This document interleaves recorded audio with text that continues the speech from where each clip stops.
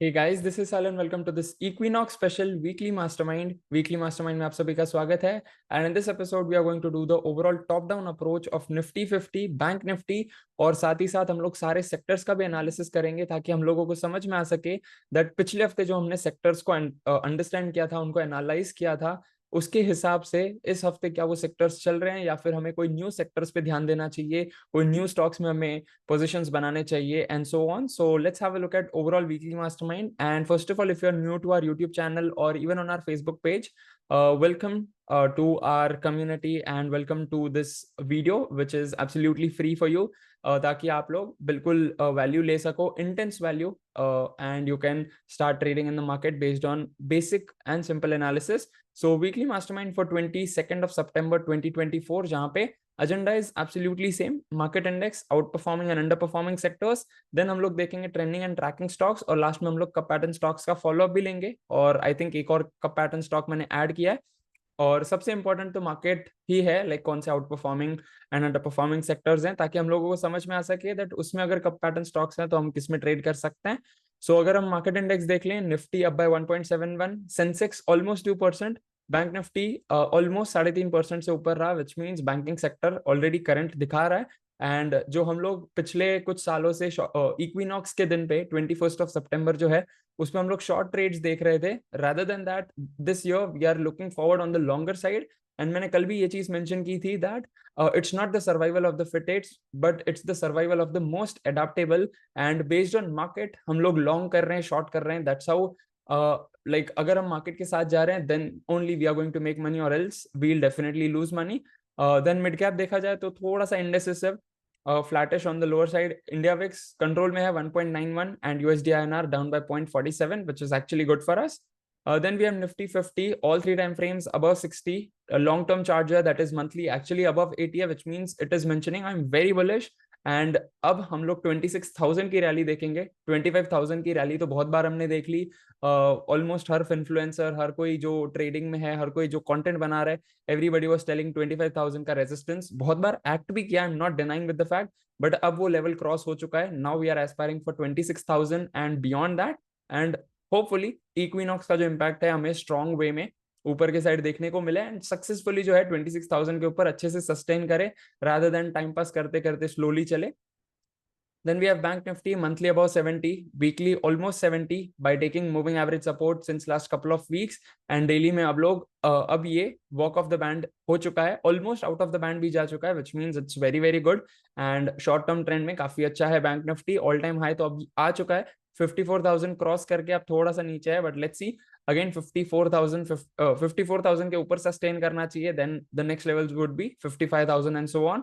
And then we have sector specific, तीन ही sectors down में है, IT followed by pharma and media. Media तो काफी टाइम पास ही कर रहा है पिछले 1-1.5 साल से, तो उसको हम अवॉइड ही कर रहे हैं. एंड जो सेक्टर्स जैसे कि फार्मा और आईटी काफी अच्छा परफॉर्म कर रहे थे, right now there is a chance, there is a probability कि हमें वो सेक्टर से एग्जिट करके दूसरे सेक्टर्स में एंटर करना चाहिए, like realty which is performing very well, then bank nifty and so on. So nifty it monthly about 60, weekly about 60, daily में थोड़ा सा साइडवेज है, काइंड ऑफ प्रॉफिट बुकिंग कह सकते हैं. मूविंग एवरेज के नीचे जा चुका है, तो जब तक ये 60 का ऊपर नहीं जाता है, मूविंग एवरेज के ऊपर नहीं जाता है, तब तक हम लोग आईटी सेक्टर से बाहर रह सकते हैं. Then we have auto monthly above 86, weekly थोड़ा सा स्लो हो रहा है, 70 के आसपास है. डेली में फ्रेश ब्रेकआउट हो चुका है, थोड़ा सा ऊपर के साइड रेजिस्टेंसेस आ सकते हैं ऑटो सेक्टर में. बट अगेन ऑटो सेक्टर में भी जो स्टॉक्स आउट परफॉर्म कर रहे हैं, we should actually trade in दो स्टॉक्स. तो auto could be the next potential sector based on Equinox and so on. Then we have metal sector monthly above 60, weekly और daily sideways है, तो metal को हम avoid करेंगे. Then we have FMCG, all three time frames above 60, थोड़ा सा slow चल रहा है. FMCG जो है we can actually go for value by, तो देखा जाए तो वो मंथली 40 सपोर्ट पे आ जाता है. बट अगेन इसमें थोड़ा जो है हम कैश पोजिशन बिल्डअप कर लें तो भी चल जाएगा, बिकॉज FMCG स्टॉक्स एवरग्रीन होते हैं बट इतने ज्यादा अच्छे रिटर्न्स नहीं देते हैं as compare to what like sector rotations do give. Then we have energy monthly above 60, weekly थोड़ा सा 60 के आसपास है, रेजिस्टेंस ले सकता है, ब्रेकआउट भी कर सकता है. So next week could be on like energy could be on the radar for next week, and daily में भी sideways है, तो फिलहाल के लिए अवॉइड करेंगे. Then we have pharma, all three time frames तो नहीं, but monthly weekly above 60, daily में अगेन आईटी जैसा है, थोड़ा सा प्रॉफिट बुकिंग मूविंग एवरेज के नीचे है, आरएसआई 60 के नीचे है, तो जब तक ये ब्रेकआउट नहीं देता है मूविंग एवरेज और आरएसआई 60 का, तब तक हम लोग फार्मा से भी बाहर रह सकते हैं। Then we have infra, monthly weekly about 60, daily में ऑलमोस्ट 60, एंड थोड़े से इमीडिएट रेजिस्टेंसेस भी हैं, तो अगर इंफ्रा में भी मूवमेंट देखने को मिलती है तो auto infra could be the next potential sectors. Also reality as well, because monthly में about 80, long term trend is very bullish, weekly में फ्रेश ब्रेकआउट, डेली में भी फ्रेश ब्रेकआउट, तो अगर इसको कंफर्मेशन मिल जाते हैं तो first is auto, infra and reality, these could be the 3 potential sectors for next couple of months and quarter as well. Then we have media, all sideways, completely avoid. Then we have some of the trend following stocks जिसका all 3 time frames above 60 है. First of which we have ICICI Bank from banking sector, Friday को काफी crazy volume भी आया है. Then we have Bharti Airtel from telecom sector, again all 3 time frames above 60. And ये जो stocks होते हैं, whenever red candle comes, बहुत सारे लोग बोलते हैं कि यार ये बहुत ज्यादा valued हो चुका है, इसको short करना चाहिए and so on. But at that instance of time, we should actually wait for the higher bottom to get formed for low risk high reward entry on the longer side rather than short side. Then we have IEX, all 3 time frames again above 60, and जो है छोटा सा cup बनना अभी भी बाकी है, रफली 300-310 का जो है रेजिस्टेंस है, रेजोल्यूशन पॉइंट कह सकते हैं, बट अगेन उसके लिए भी काफी स्पेस है, तो इनफैक्ट हम लोग स्विंग ट्रेड्स ले सकते हैं on daily time frame. Then we have Nestle industries from FMCG sector कह सकते हैं, monthly weekly fresh breakout, daily में भी almost out of the band है, काफी अच्छा मूवमेंट है, एंड वीकली टाइम फ्रेम में एज यू कैन सी काफी लंबा स्क्वीज जो बन चुका था, आरएसआई भी थोड़ा स्लो हो रहा था, एंड मैंने ये चीज बताई है बॉलिंजर बैंड्स के मामले में that longer and tighter the squeeze, stronger the breakout, whether it is on the upper side or on the lower side, जिसको हम breakdown कहते हैं, and volume भी काफी अच्छा है. Then comes Havells, all 3 time frames above 60. Then we have some of those stocks which I'm tracking and everybody in our community is also tracking. First of which we have Torrent Pharma. Again ये pharma sector में है, profit booking थोड़ा सा हुआ है, तो इसको फिलहाल के लिए अवॉइड कर सकते हैं अगर फार्मा सेक्टर परफॉर्म नहीं कर रहा है तो. Then we have Eicher motors from auto sector, monthly about 60, weekly में फिर से फ्रेश ब्रेकआउट होने पर है, काफी अच्छा कंसोलिडेशन हुआ है वीकली टाइम फ्रेम में, एंड डेली में भी कंसोलिडेशन था. अब फ्राइडे को काफी अच्छा वॉल्यूम आया है, सो प्रोबेबली यहाँ पे मूवमेंट देखने को मिल सकती है. Then we have Colpal, monthly weekly about 60, daily में आरएसआई स्लो होके थोड़ा सा मूविंग एवरेज के साथ कंसोलिडेट करके right now it's aspiring to breakout of 60 plus. अगर आप एक और चीज नोटिस करो तो डिमांड साइड वॉल्यूम अच्छा है as compare to supply on the bottom of daily chart. Then we have SBI life, monthly weekly about 60, daily में ऑलमोस्ट 60 के आसपास है, मूविंग एवरेज के साथ है, so let's see. Then we have Hindalco, monthly about 60, weekly और daily almost 60 के आसपास है, मिडिल सेक्टर का है तो इसको अवॉइड कर सकते हैं अगर हमारे पास और अच्छे स्टॉक्स परफॉर्म कर रहे हैं तो, बिकॉज अगेन अगर मार्केट अच्छा परफॉर्म कर रहा है, सेक्टर अच्छा परफॉर्म कर रहा है, तो स्टॉक भी ऑलमोस्ट अच्छा परफॉर्म करता ही है. बट अगेन स्टॉक्स में भी हमें काफी सारे अपॉर्चुनिटीज मिलते हैं, 10 स्टॉक्स में से कोई 1-2 काफी अच्छे चलते हैं, 2-4 एवरेज चलते हैं, 2-4 अंडर परफॉर्म करते हैं, so on. So that is how we have to filter out कि कौन से स्टॉक्स हमें ट्रेड करने हैं based on our potential, based on risk reward and so on.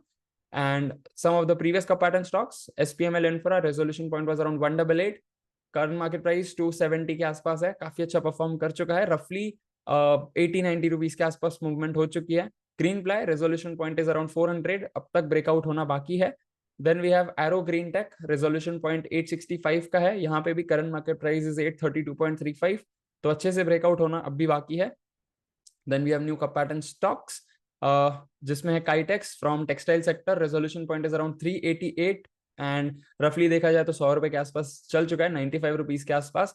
तो अगर ये थोड़ा स्लोली नीचे आता है या कंसोलिडेट करता है तो वहां पे हम लोग low risk high reward opportunities देख सकते हैं, and based on that we can trade, because as you can see on bottom volume भी काफी अच्छा है in last couple of months, so we can look forward for smaller risk and higher reward trades on this stock as well. Right, so that's the overall weekly mastermind, एंड मैं काफी हफ्तों से ये मेंशन करते आ रहा था दैट मार्केट साइडवेज में है, हम जो सेक्टर स्पेसिफिक चल रहे हैं उन पे ध्यान देना चाहिए. तो अगेन यहाँ पे आईटी और फार्मा काफी अच्छा परफॉर्म कर रहे थे, but now they are in profit booking zone and so on. IT and pharma, right, similarly auto, infra and reality अब यहाँ से ऊपर के साइड मूवमेंट दिखा सकते हैं. बैंकिंग तो काफी अच्छा परफॉर्म कर रहा है, एंड काफी हफ्तों से थोड़ा सा पेसिमिज्म चल रहा था, यहाँ से प्रॉफिट बुकिंग होगा, करेक्शन आएगा, 25,000 का रेजिस्टेंस है and so on, but equinox भी काफी इंपॉर्टेंट डेट भी आ गया. So as of now for next 1 month, because अगले महीने के बाद हमारे पास यूएस इलेक्शंस आएंगे, एंड उसके रिजल्ट के हिसाब से मे बी हमें मार्केट में कुछ ऊपर नीचे देखने को मिले, because that's what happened in Indian markets as well. तो तब तो हम लोग बिल्कुल पोजीशन खाली ही रखेंगे, बट एज ऑफ नाउ अगले कुछ हफ्तों के लिए, अगले ऑलमोस्ट एक महीने के लिए मार्केट थोड़ा सा ट्रेंड में आने वाला है, ऐसा हमें दिखाई दे रहा है. So let's see what happens. Confirmations तो मंडे को ही आएंगे जैसे मैंने बताया. अगर इसको और ऊपर की साइड कंफर्मेशन मिल जाता है तो हम लोग लॉन्ग साइड ट्रेड्स करेंगे, छोटे छोटे क्वांटिटी से ही स्टार्ट करेंगे, we'll not go all in. But अगर वो गैप डाउन में कन्वर्ट हो जाता है, अगेन कुछ फॉल्स न्यूज एंड कुछ और हो जाता है, अगर कुछ नीचे आ जाता है, तो तब तो बिल्कुल कोई एंट्री लेने ही नहीं है. We'll just wait for proper confirmations at that instance of time. But still, as of now, overall picture market trend में आ सकता है, right? So that's the overall lesson for today's episode, and I'll see you in the next one. Till then, live fully, love openly, and make the difference today. I wish you joy and abundance in all you do.